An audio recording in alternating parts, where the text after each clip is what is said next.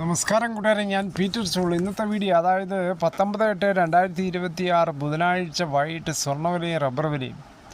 സ്വർണ്ണവില ഇന്ന് 85 രൂപയും, ഒരു ഗ്രാമിൻ്റെ മുകളിൽ ഒരു പവന് മുകളിൽ 680 രൂപയാണ് കുറഞ്ഞിരിക്കുന്നത്. രണ്ടാഴ്ചക്കിടെ പവന് ഏകദേശം 9,000 രൂപ വർദ്ധിച്ച സ്വർണ്ണവിലയിൽ ഇന്ന് ഇടിവാണ് സംഭവിച്ചിരിക്കുന്നത്. സ്വർണ്ണവിലയെ സ്വാധീനിച്ച ഘടകങ്ങൾ ആഗോള സമ്പദ് വ്യവസ്ഥയിൽ നിലനിൽക്കുന്ന അനിശ്ചിതത്വം ഉൾപ്പെടെയുള്ള ഘടകങ്ങളാണ് സ്വർണ്ണവിലയെ ഏറെ പ്രധാനിക്കുന്നത്. എണ്ണവില ഉയർന്നതിനെ തുടർന്ന് അമേരിക്കയിൽ ബോണ്ട് നിക്ഷേപത്തിൽ നിന്നുള്ള വരുമാനം വർദ്ധിച്ചിട്ടുണ്ട്. എണ്ണവില വർദ്ധിച്ചത് അമേരിക്കയിൽ വിലക്കയറ്റ ഭീഷണി ഉയർത്തിയിട്ടുണ്ട്. ഇത് സമീപഭാവിയിൽ തന്നെ പലിശ നിരക്ക് കൂട്ടാൻ അമേരിക്കൻ കേന്ദ്ര ബാങ്കിനെ പ്രേരിപ്പിക്കുമെന്നാണ് റിപ്പോർട്ടുകൾ. പലിശ നിരക്ക് കൂട്ടുന്നത് സ്വർണത്തിൻ്റെ ആകർഷണം കുറയാൻ ഇടയാക്കും.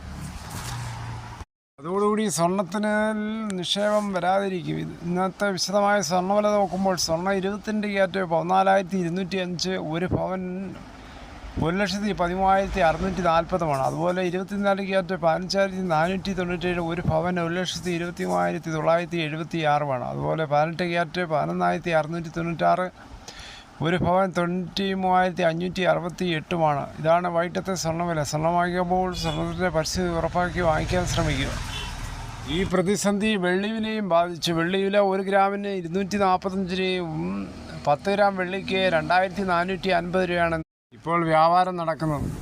ഇനി ഇന്നത്തെ റബ്ബർ വില നോക്കുമ്പോൾ, വിദേശ വില നോക്കുമ്പോൾ RSS1 268 രൂപ 87 പൈസ, RSS2 267 രൂപ 13 പൈസ, RSS3 265 രൂപ 54 പൈസ, RSS4 264 രൂപ 67 പൈസ, RSS5 264 രൂപ 24 പൈസ. ഇതാണ് വിദേശ വില.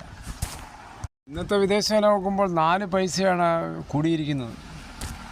നമ്മുടെ ആഭ്യന്തര വില, കോട്ടയം വില നോക്കുമ്പോൾ RSS4 274, RSS5 271, ISN20 251, ലാറ്റക്സ് 60% 196 രൂപ 55 പൈസ. ഇതാണ് കോട്ടയം വില. കൊച്ചി വില നോക്കുമ്പോൾ RSS4 274, RSS5 271, അഗർത്തല വില നോക്കുമ്പോൾ RSS4 267, RSS5 264. രാവിലെയായിട്ട് കമ്പയർ ചെയ്യുമ്പോൾ 1 രൂപയാണ് 4 കുറഞ്ഞിരിക്കുന്നത്. റബ്ബർ കർഷകർക്ക് അനുകൂലമായ പല തീരുമാനങ്ങളാണ് സർക്കാരിൻ്റെ ഭാഗത്തു നിന്നുണ്ടാകുന്നത്. അതിൽ നിന്നാണ് 300 രൂപയാക്കുന്നുള്ള താങ്ങൂലാക്കും. മുമ്പ് 200-ൽ നിന്ന് 280 ആക്കിയതുപോലെ 250-ൽ നിന്നും 300 ആക്കാനുള്ള പദ്ധതികളാണ് VD സതീശൻ കൈകാര്യം ചെയ്യുന്നത്. ഉൽപ്പന്നങ്ങൾക്ക് ന്യായവില ലഭ്യമാക്കാൻ മൂല്യവർധന നടത്തി ഉൽപ്പന്നങ്ങൾ കേരള ബ്രാൻഡ് എന്ന പേരിൽ വിപണിയിലിറക്കും. വിഴിഞ്ഞം തുറമുഖത്തിൻ്റെ സാധ്യതകൾ പ്രയോജനപ്പെടുത്തി ഇവ വിദേശത്തെ കയറ്റുമതി ചെയ്യാനുള്ള നടപടികൾ സ്വീകരിക്കുമെന്ന് മുഖ്യമന്ത്രിയായ VD സതീശൻ പറഞ്ഞു. എന്തുകൊണ്ട് വൻ ഫാക്ടറികൾ തുറന്ന് റബ്ബറധിഷ്ഠിതമായ പല ഉൽപ്പന്നങ്ങൾ ഇവിടെ നിർമ്മിക്കാം? അങ്ങനെ വൻ സാധ്യതകളാണ് മുമ്പിൽ തുറന്നിട്ടിരിക്കുന്നത്. ഇപ്പോൾ തുറമുഖം വന്നതോടുകൂടി വൻ സാധ്യതകൾ കൂടുകയും ചെയ്യും. ഈ സാധ്യതകൾ ഗവൺമെൻറ് ആത്മാർത്ഥമായി പ്രയോജനപ്പെടുത്തിയാൽ ഏകദേശം റബ്ബർ വില 300 വില വീണ്ടും കടക്കാനാണ് സാധ്യത.